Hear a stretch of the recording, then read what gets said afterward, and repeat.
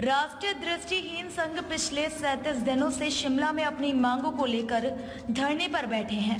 संघ का कहना है कि सरकार की तरफ से उन्हें आश्वासन के अलावा कुछ नहीं मिला है। दृष्टिहीन संघ ने चेतावनी दी है कि अगर सरकार उनकी मांगों को नहीं मानती है तो 3 और 4 दिसंबर को सचिवालय के बाहर एक बार फिर से महाधरना किया जाएगा।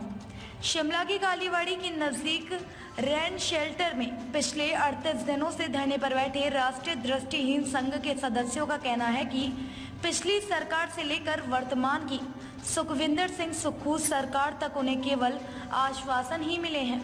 उन्हें धरने चक्का जाम करके अपनी मांगों को सरकार तक पहुंचाने का प्रयास किया, लेकिन विफल रहे। उन्होंने कहा कि एक तरफ तो सीएम बोल रहे हैं कि धरने से समाधान नहीं होगा, लेकिन कपकपाती ठंड में पिछले 37 दिन से सरकार से गुहार लगा रहे हैं कि बैकलॉग भर्तियों को एक मुश्त भर्ती मेले के द्वारा भरा जाए, लेकिन सरकार के कानों पर जूं तक नहीं रेंग रही है। उन्होंने कहा कि एक बार फिर सचिवालय का घेराव किया जाएगा और पीछे नहीं हटेंगे जब तक उनकी मांगे नहीं मान ली जाती हैं। शिमला से चमन शर्मा की रिपोर्ट। कितने दिन हो गए आपको धरने में? मेरा नाम राजेश ठाकुर। मैं आज 38 दिन चल रहा है, 37 दिन पूरे हो चुके सर। अच्छा, तो आपके धरने को लेकर आज सुक्खू जी के बयान का आदर सम्मान करते हैं और उनका भी आदर सम्मान करते हैं सर। जैसे उन्होंने कल बयान दिया तो हमें यहाँ 37 से 38 दिन सर हो चुके हैं। 37 से 38 दिन में प्रशासन का कोई भी अधिकारी हमारे बीच नहीं हो पाया। सुक्खू जी यह कहे कि जब उन्होंने साल का पहला बजट उन्होंने पेश किया था जनता के सामने, तो हमारे बारे में नेतृत्व के बारे में कोई भी उन्होंने स्कीम लॉन्च नहीं की। और हमारी ये लड़ाई जो चल रही है ये पिछली जयराम सरकार की टाइम से चल रही है।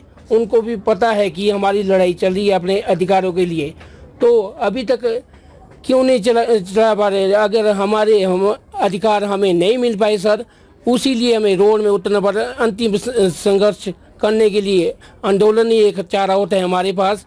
यूँ कि दृष्टिबाधित लोग का कोई भी शोषण जब होता है तो हमें धरातल पे आने के लिए, हमें ज़मीनी स्तर पे आने के लिए, अपने अधिकारों के आने के लिए आखिरी चारा हमारे पास यही बचता है।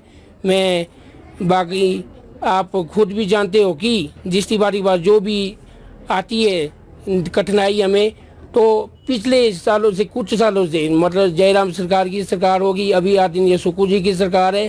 तो 3 अप्रैल को हमारी मीटिंग भी हुई थी। उस मीटिंग के अकॉर्ड में हमें यही आश्वासन लगा था कि तुम्हारे बैकलॉग के कोटे की 500 पोस्टें बचती है, वो 500 पोस्टें के लिए काम चल रहा है। वो छुट-पुट पोस्टें भर रही है जिसके लिए हमारे शोषण हो रहा है, ये नहीं होना चाहिए।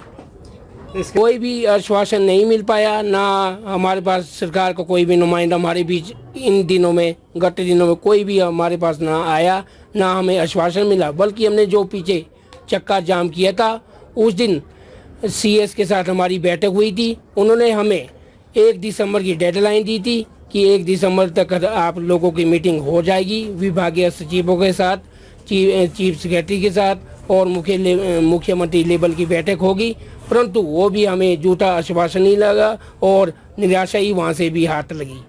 तो आप ठंड जैसे कि ठंड का मौसम यहाँ हो चुका है। ठंड का बड़े दिक्कतों से हमें सामना करना पड़ रहा है आने जाने के लिए। जैसे ही हमारे कुछ लोग बीमार भी हो चुके हैं, तो अगर हमें अधिकार हमारे मिल नहीं पा रहे। वैसे तो सरकार आत्मनिर्भर की बात करती है और अंतिम व्यक्ति तक उनका विकास की बात करती है, पर हम तो 37 दिन यहाँ बैठे हैं सर।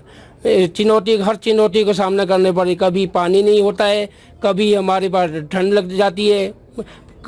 बीते दिनों में भी अंदर इस शेड में पानी अंदर आ चुका था और हम पानी पर ही एक रात सोए थे। उसके बाद हमें ये चारपाई का प्रबंध संगठन द्वारा, हमारे संगठन द्वारा किया गया। ऐसी चुनौती का हम रोज सामना कर रहे हैं। कब तक बैठे रहेंगे जी? जब तक हमारी मांगे पूरी नहीं हो जाती है। जितने भी हमारे बैकलॉग का कोटा है भर्ती मेले के आधार पे वो नहीं दिया जाता हमें, हम तब तक ज्वाइनिंग लेटर हमें इस शेड में ही नहीं मिले, हम तब तक यहाँ पर डटे रहेंगे जी। ताज़ा खबरों से जुड़े रहने के लिए हमारे चैनल को सब्सक्राइब करें और बेल आइकन को दबाना ना भूलें ताकि हर खबर की नोटिफिकेशन आपको मिलती रहे।